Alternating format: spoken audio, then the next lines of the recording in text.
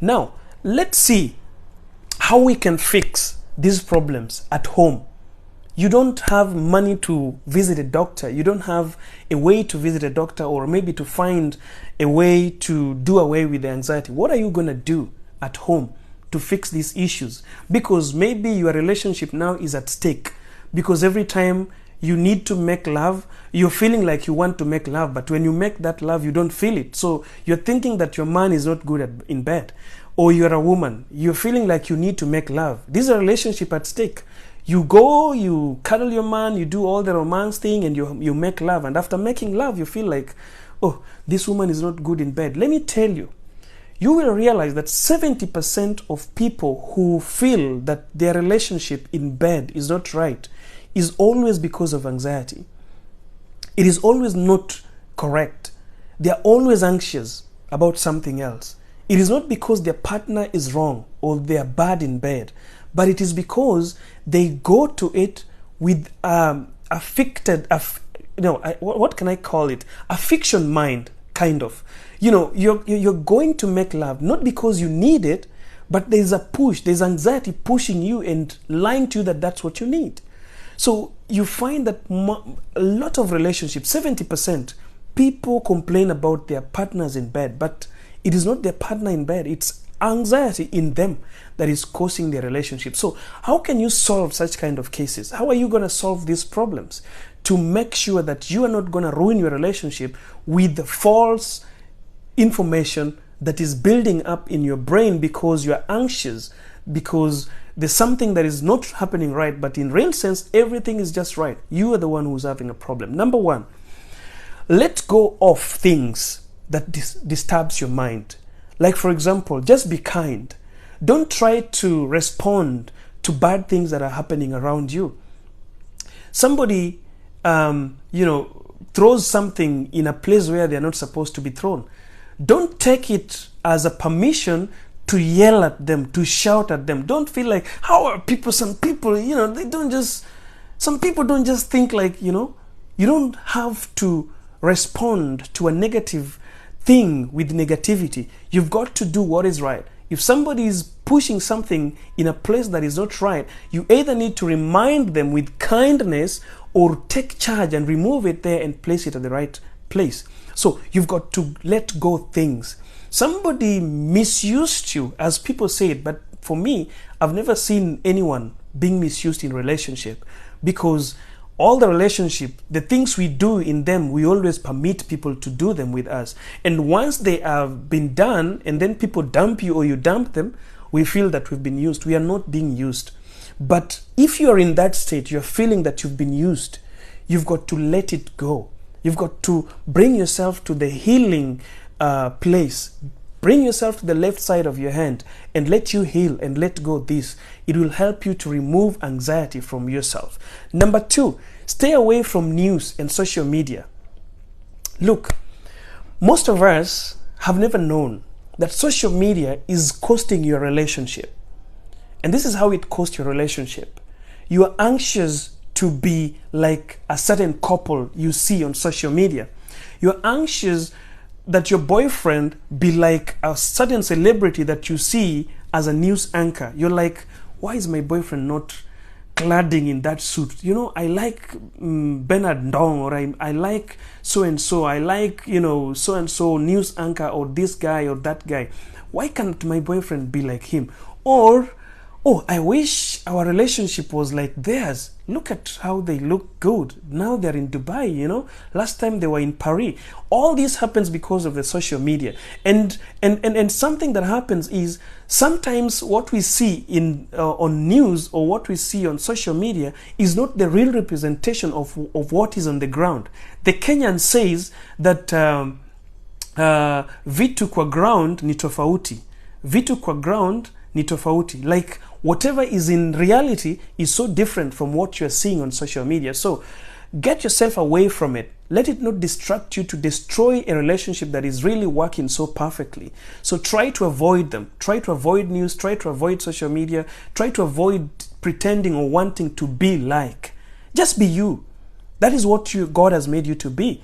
Develop yourself, improve yourself slowly by slowly, step by step. Without knowing it, you will be at a very big position and you will find yourself getting what you need. But you see, when you start comparing yourself and trying to compete to be like John, trying to compete to be like Maggie, trying to compete to be like Susie, trying to compete to be like Diamond Platinums, trying to compete to be like Benjamin Dube, you are not gonna be there, because you will try to push and you don't know for how long Diamond Platinums have been pushing for him to be in that position. Right now, yesterday I was telling you about Diana B.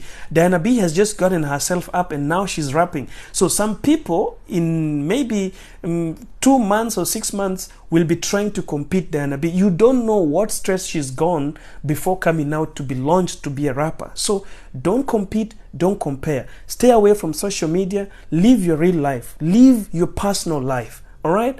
Okay, number 3. If you want to get anxiety out of your body, you've got to exercise. Try to exercise every time. Try to be active. Do these activities, yoga, running. Sometimes exercising is just speaking to yourself. You can exercise your jaws and, your lips, your tongue. And sometimes, let me tell you something funny. Most of the people ask me that, how did you get your accent? And why do you speak that great news? Let me tell you a secret, something very funny. I've never been out of my country, or I wasn't out of my country, Kenya, for 25 years, because the first time I traveled out of Kenya, I traveled when I was 24. Yes, I was 24 years old. But this is what I used to do.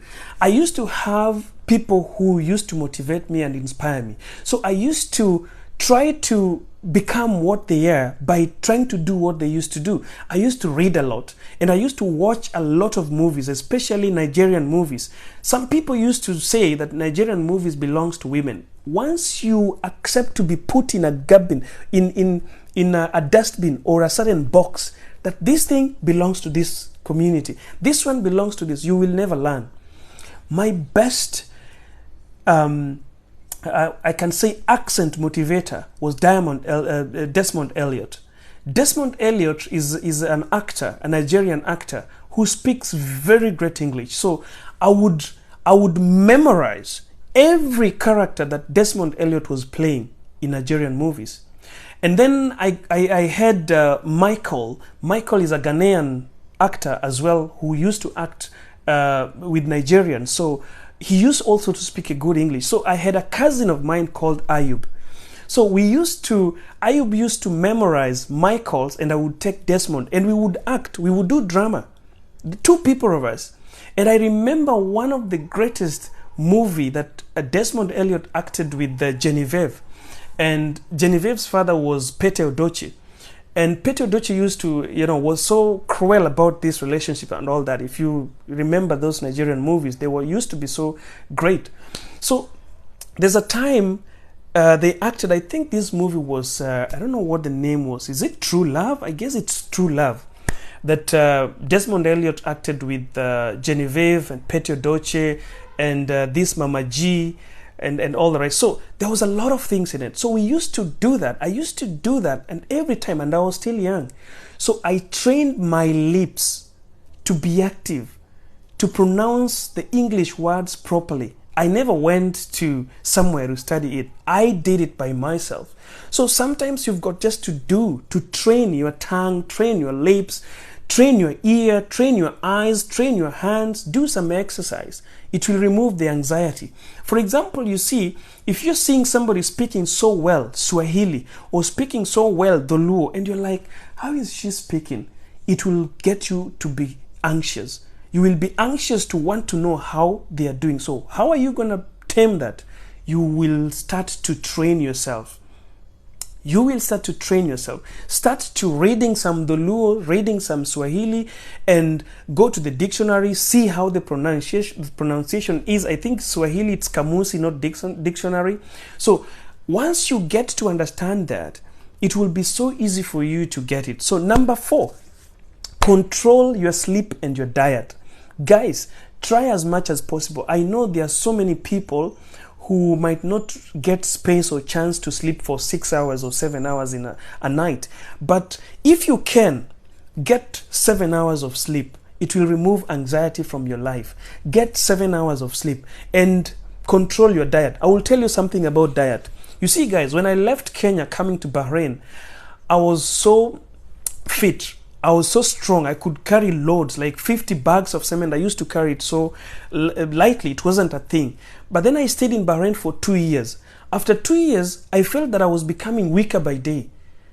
When I tried to carry some load, I would feel, very tired, and I would feel that I'm weak. So I asked, I didn't understand what was happening until I watched a certain video that reminded me that the more you eat anything meat, mutton, chicken, beef, fish, in each and every diet, and you don't control it by eating some veggies, you are really destroying yourself.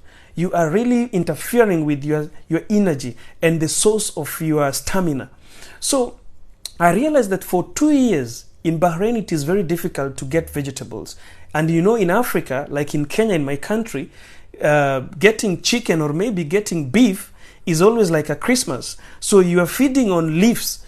It's we call it kunde, it's skuma wiki, the kales, it is sucha, it is siveve, it is mrenda, those vegetables, greens, you're just changing. Today it is skuma wiki, tomorrow it will be osuga, the other day it will be mrenda. So these things, sometimes we feel like, we are poor, we can't afford to buy meat or beef. Let me tell you, eating greens every time is even much more healthier than eating this, what we call the meats, the beefs, I tasted it by myself in my body. So I had to change and come back to start looking. I used to take a bus and go buy vegetables from very far because in Bahrain, most of the cold stores, you will not get the vegetables. The vegetables here that people call vegetables is not vegetables, because somebody is going to give you potatoes and tell you this is vegetables. Somebody's going to give you carrots and telling you that is the vegetables. But for us, we believe vegetables is green leaves. So I used to take a bus and go buy green leaves from other places. And when I started mixing it in my diet, I realized that yes, the power was coming back, the stamina was there. I could lift the gym without problems. I could not feel my bones cracking. So make sure that your diet is fine, because without that, you're going to be anxious, because you'll be asking yourself, why I don't have energy. When you have questions in your mind, those are the anxiety. That is what we call anxiety. That's being anxious. So don't allow these questions to come into your brain. Now, number 5, focus on your breathing and the way you palpate. Make sure that you're breathing well. Sometimes you see when you feel like something just drops like this pen, and then you feel like, your breathing goes up.